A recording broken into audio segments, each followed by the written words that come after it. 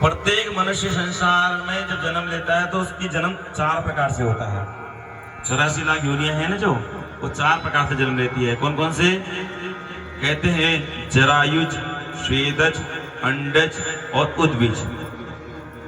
ये कीड़े मकोड़े, पशु पक्षी, मछली, सर्प, बिच्छू, ये सब योनियां हैं। 84 लाख योनियां हैं। और ये मनुष्य भी 84 लाख योनियों में आती है। और जन्म कैसे होता है? जरायुज।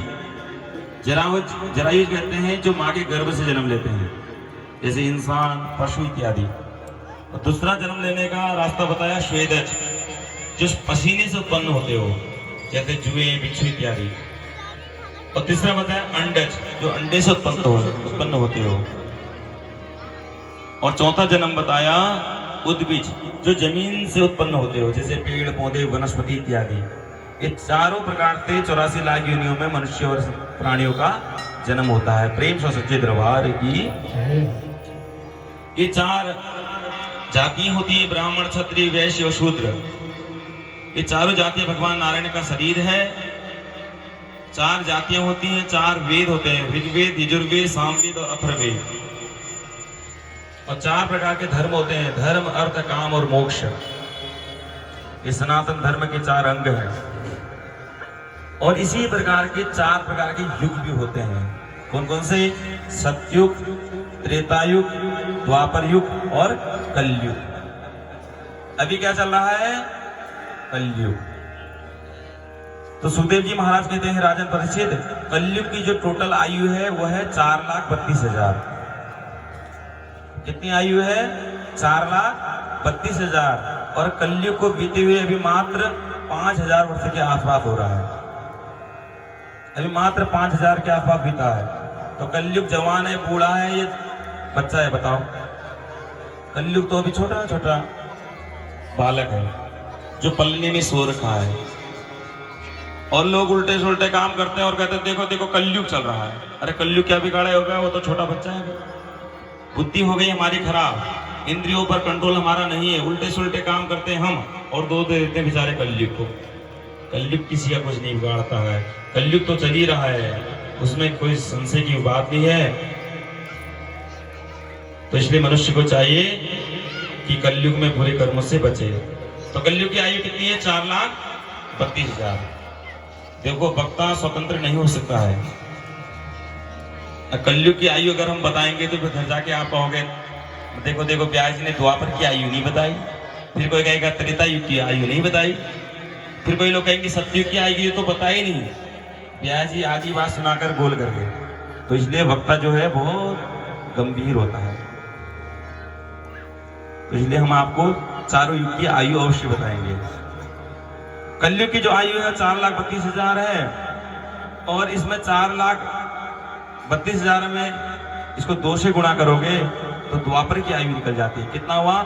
8,64,000। इसमें 4,32,000 और जोड़ दो तो त्रेता युग की आयु निकल जाएगी, यानी कि 12,96,000। बाकी गुणा भाग खुद कर लीजिएगा। इस 12,96,000 में 4,32,000 और जोड़ दीजिए तो सतयुग की आयु निकल जाएगी। मेरे हिसाब से 17,28,000 है। 17,28,000। बाकी आप लोग पढ़े लिखे गुणा भाग कर लीजिएगा। यह है सतयुग की आयु। सतयुग, त्रेतायुग, द्वापर और कलयुग, ये चारों युग भगवान के युग है। इसमें भगवान ने अलग अलग युग में 24 अवतार लिए हैं। केवल एक अवतार बचा है, कल की अवतार। वह कलयुग में अवतरित होंगे। पहले भी मैंने बताया उत्तर प्रदेश के मुरादाबाद के पास एक गांव है, संबल गांव। उस गांव में ब्राह्मण के घर में भगवान नारायण कल की अवतार लेंगे। बोल कल की भगवान की। घोड़े में बैठकर आएंगे, तलवार लेके दुष्टों का नाश करेंगे। जब पाप का घड़ा भरेगा संसार में, कोई कंस जन्म ले लेगा संसार में, तो भगवान धर्म की रक्षा के लिए अवतरित होंगे। वो सच्चे दरबार की। तो इस प्रकार से भगवान की आयु है, इस बात को जानना चाहिए। अब देखिए फिर बात वहीं पे आगे घूम के सुखदेव जी महाराज ने जब कहा कि भगवान स्त्री और पुरुष दोनों रूप में अवतरित होते हैं, आता ना, तो परीक्षित जी महाराज ने कहा प्रभु अभी तक जो आपने कथा सुनाई उसमें तो कोई स्त्री की कथा सुनाई नहीं। जितने भी अवतार सुनाई चाहे वराह अवतार, चाहे नरसिंह अवतार, चाहे राम अवतार, चाहे कृष्ण अवतार, चाहे वेद व्यास जी का अवतार, सब पुरुष अवतार है। लेकिन आप कहते हो भगवान ने शक्ति का भी अवतार धारण किया है, ये बात समझ में नहीं आई। बोले तो कोई उदाहरण है आपके पास, सुना दीजिए, नहीं तो कलयुग के प्राणी कहेंगे है सब पुणे बात छो। संसार के लोग तो ऐसे हैं, कहेंगे हे भगवान पर्च होलो तो खर्च करो। एक लोटा जल चढ़ाएंगे भोलेनाथ जी को, लाखों की संपत्ति मांग लेते हैं। विद्यार्थी कहते हैं हे हनुमान जी महाराज, यदि परीक्षा में प्रथम श्रेणी से पास हो गई तो 100 रुपए के बेसन के लड्डू, अगर सेकंड आते हैं तो 50 रुपए के चढ़ाते हैं। कलयुग में जो भक्ति है वो लेन देन करके होती है, इसलिए कह दिया कि जिस शक्ति के रूप में भगवान आए उनका भी उदाहरण बता दीजिए, लोगों को विश्वास नहीं होगा। तो ठीक है, अवश्य सुनाऊंगा। ऐसा कहकर सुखदेव जी महाराज ने राजा परीक्षित जी महाराज को कथा सुनाई है। कहते हैं बात उस समय की है जब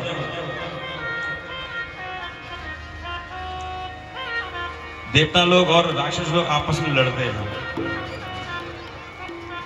एक बार देवता लोगों ने भगवान नारायण से शिकायत करी, हे प्रभु आप हमेशा उदास रहते हैं। देवता और राक्षस दोनों ने मिलकर भगवान नारायण से शिकायत करी कि आप हमेशा उदास रहते हो, क्या कारण है? तो भगवान नारायण ने कहा इसका बस एक ही कारण है कि ये राक्षस लोग मुझे हमेशा गालियां देते हैं। तो राक्षसों ने कहा देंगे क्यों नहीं? बोले क्यों? बोले तुम हमेशा देवताओं का ही भला करते हो, हमारा तो करते ही नहीं हो। भगवान नारायण ने कहा कब नहीं किया? मैंने राम अवतार लेकर रावण का वध किया, उसको परमधाम भेजा, पूतना राक्षसी को परमधाम भेजा, कंस का उद्धार किया।